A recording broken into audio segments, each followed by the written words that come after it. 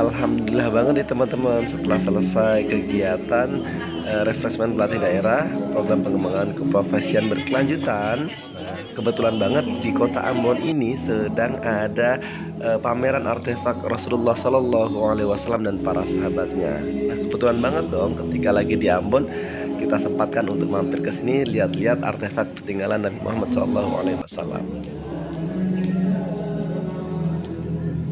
Ini pedang Sultan Muhammad Al-Fatih. Ini ada keterangannya, pedang Al-Fatih ini merupakan pedang milik Sultan Muhammad Al-Fatih yang merupakan penakluk kerajaan Romawi Timur yang telah berkuasa selama 11 abad. Oke, ini ada koleksi dari Turki, ini ada sertifikat berantiknya ya.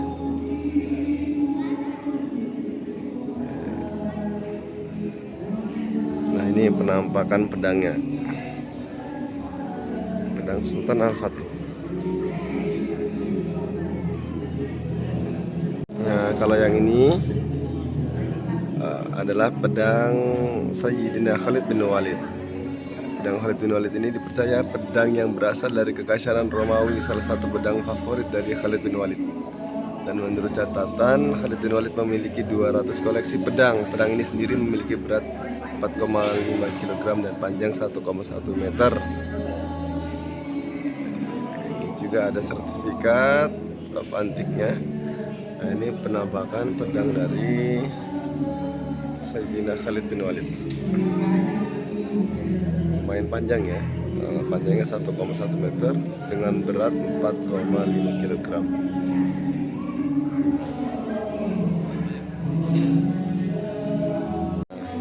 Yang ini adalah pedang dari Sayyidina Husain. Pedang ini dipercayai adalah pedang terakhir yang beliau bawa, yaitu pada saat Sayyidina Husain radhiyallahu anhu gugur di padang Karbain. Pedang ini mempunyai berat 3,2 kg dan panjang 100 cm atau 1 meter. Nah, untuk sarungnya sendiri terjadi beberapa kali perubahan ya. Koleksi dari Jordan ada keterangannya, ini ada sertifikatnya. Jadi koleksi yang dibawa ke sini memanglah benar-benar koleksi yang bersertifikat ya, bukan main-main. Ini pedang dari Sayyidina Husain dengan berat 3,2 kg dan panjang 1 meter. Ada terjadi perubahan di sarungnya, namun untuk pedangnya dipercaya ini adalah pedang Sayyidina Husain yang terakhir ya.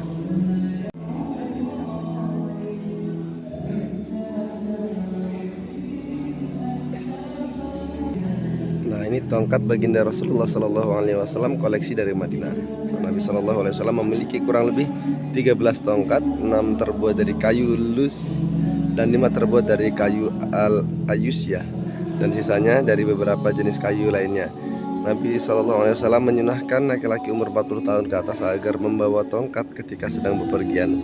Tongkat ini sendiri merupakan salah satu tongkat Nabi Shallallahu Alaihi Wasallam yang terbuat dari kayu jati dengan panjang 120 cm dan biasa Nabi Shallallahu Alaihi Wasallam pakai untuk berdakwah ataupun sholat.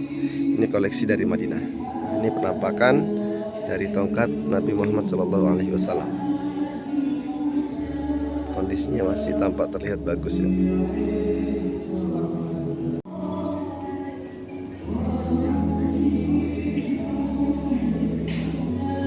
ini adalah panah baginda Rasulullah koleksi dari Mekah. Busur panah ini digunakan hanya untuk membuka perang saja dan dipercayai disimpan dan dijaga oleh Sultan Ahmed I, dan di ujung panah terdapat stempel yang bertuliskan Khalifatul Al-Mu'minin. Ini juga bersertifikat koleksi dari Mekah. Ini penampakannya. Jadi panah ini digunakan Rasulullah untuk membuka perang saja, bukan untuk peperangan, tapi hanya untuk membuka peperangan. Dan konon di ujung mata panahnya ada stempel ya.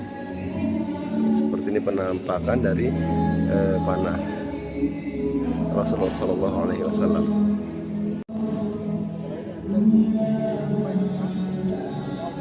Cambuk. Nah, yang berikutnya adalah cambuk koleksi dari Mekah. Cambuk baginda Rasulullah Sallallahu Alaihi Wasallam merupakan salah satu cambuk Nabi yang biasa digunakan pada saat menunggangi kuda atau unta, terbuat dari kulit domba dengan panjang 120 cm. Cambuk ini dipegang dan dijaga oleh Ali Zainal Abidin dan keturunannya. Ini koleksi dari Mekah dan ini sertifikatnya. Jadi bersertifikat semua.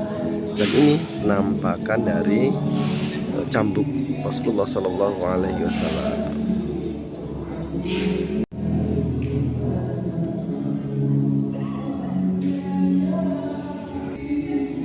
Nah, untuk berikutnya adalah terompah baginda Rasulullah Sallallahu Alaihi Wasallam atau sendal. Anas bin Malik radhiyallahu an pernah meriwayatkan bahwa terompah Nabi Sallallahu Alaihi Wasallam menggunakan dua pelana yang batas depan terompahnya merupakan tali yang diletakkan antara dua jari kaki. Terompah ini sendiri merupakan salah satu hadiah dari Raja Syriah pada zaman tersebut yang terbuat dari kulit unta dan sekarang sudah melewati masa pengawetan. Nah, ini merupakan koleksi dari Madinah dan juga bersertifikat Malaysia. Ini penampakan dari terompah baginda Nabi Muhammad Sallallahu Alaihi Wasallam. Besar ya.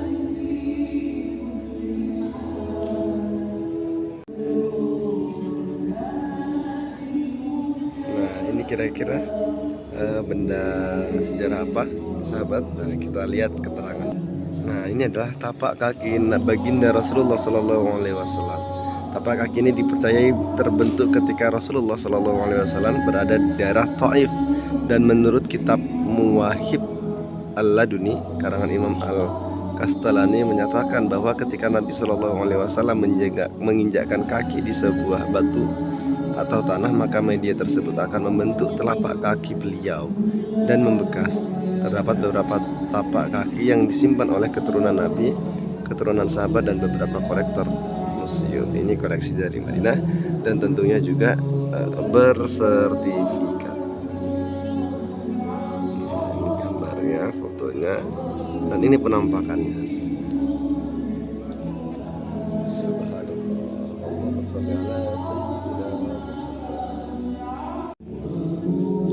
Kira-kira apa, saudara-saudara sekalian? Nah, kita lihat.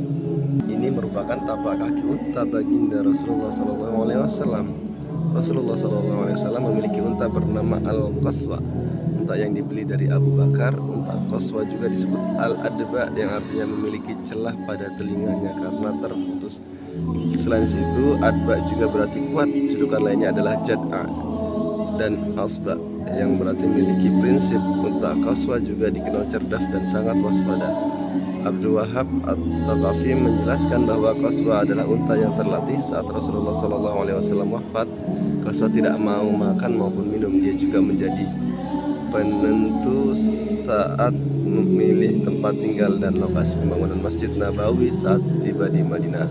Ini merupakan koleksi dari Madinah. Ini bersertifikat, ada fotonya juga. Nah, ini penampakannya. Subhanallah. Penampakan dari telapak kaki unta Nabi Muhammad SAW. Nah, berikutnya ada apa kira-kira ini? Nah, silakan simak penjelasan berikutnya. Nah, ini ternyata merupakan stempel baginda Rasulullah SAW. Merupakan salah satu jenis stempel yang Nabi SAW pakai pada saat memimpin. Nabi SAW memiliki beberapa jenis stempel. Ada yang dipasangkan di tangan sebagai cincin, dan ada juga yang seperti cap pada umumnya. Stempel Nabi SAW akan diturunkan kepada khalifah yang selanjutnya. Menurut catatan, stempel ini terakhir digunakan pada zaman Abbasiyah. Ini merupakan koleksi dari Madinah. Nah, ini juga bersertifikat. Ini ada gambarnya, dan ini penampakan stempelnya.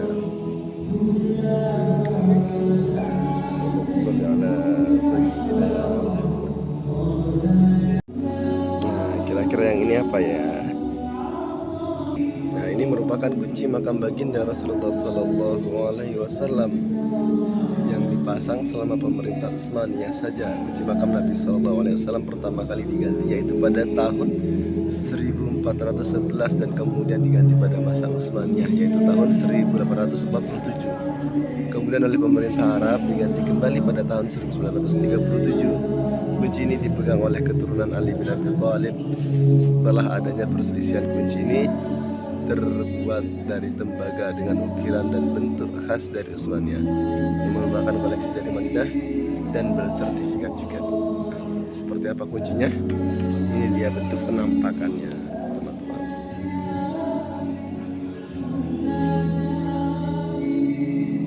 Ini adalah imamah baginda Rasulullah SAW.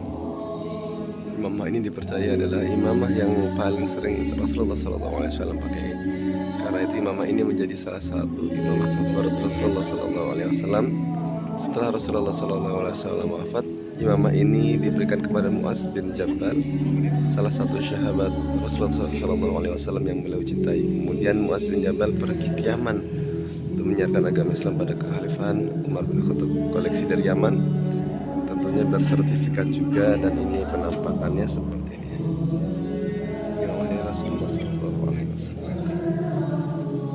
Kira-kira ini benda apa? Kita lihat penjelasannya ya. Batu sijil. Mungkin teman-teman pernah baca Al-Quran, Tayuran Ababil. Nah, ini batu sijil ini dipercaya berasal dari batu gunung di kawasan Mekah. Di dalam batu meteorit ini terdapat kandungan kimia yang menyebabkan batu ini terasa panas, seperti yang diriwayatkan bahwa panasnya ini seperti panas api neraka, sehingga batu ini dapat menghancurkan pasukan Abraha. Batu ini berusia 3000 tahun dan dipercayai berasal dari Ababil yang dibawanya, seperti yang dijelaskan dalam surat Al-Quran. Koleksi dari Mekah. Nah, ini bentuknya seperti ini. Nah, berikutnya pedang Salahuddin Al-Ayyubi. Salahuddin Al-Ayyubi adalah seorang jenderal dan pejuang Islam yang berasal dari Tikrit, sebelah utara Irak. Saat ini orang-orang Eropa mengenalnya sebagai Saladin, seorang jenderal hebat yang gagah berani memerangi tentara salib. Selain itu, Salahuddin Al-Ayyubi dikenal sebagai pendiri dinasti Ayyubiyah yang kekuasaannya meliputi Mesir, Suriah, Mekah, Madinah, sebagian Yaman, Irak, dan Palestina. Nah, ini merupakan koleksi juga, sertifikat antik.